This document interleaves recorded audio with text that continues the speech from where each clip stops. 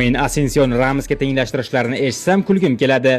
To'g'ri, Asensio yosh, iqtidorli, kelajagi porloq futbolchi, lekin uni Ramos bilan tenglashtirishga hali ancha qovun pishig'i bor. Do'stlar, kanalga obuna bo'lishni unutmang. Balki 50 mingta bo'lishimizga aynan sizning obunangiz yetishmayotgandir. Gap shundaki, Asensio hali lider emas. Raul kerakli paytlarda mas'uliyatni o'z bo'yniga ola olmaydi. Hali jamoani ortidan ergashtira olmaydi. Ba'zida porlaydi, keyin yana yo'qoladi. Sababi bitta, u hali tayyor emas. Ramoschi, u qanday edi? Agressiv, qattiqqo'l, patkatlari darslik darajasida.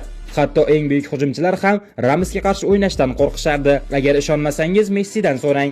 U sizga tushuntirib beradi. U faqat raqiblar bilan emas, kerak bo'lsa jamoadoshlari bilan ham tortishar edi. Nega? Chunki u jamoasining yuragi edi va jamoasining g'alabasi uchun har narsaga tayyor bo'lardi. Asensiodachi, unga hali ko'p narsalar yetishmaydi. Liderlik, qat'iyat, jamoasini o'z orqasidan ergashtira olish, bosim ostida o'zini ushlab turish va eng muhimi mas'uliyat. Ramos bo'lish uchun faqat yaxshi o'ynash yetarli emas. Buning uchun yurak kerak. Jamoani chin dildan sevishingiz lozim. Asensio balki bir kun kelib buyuk futbolchiga aylanar, lekin hozircha iltimos, uni Ramos bilan solishtirmang. Bu shunchaki adolatsizlik.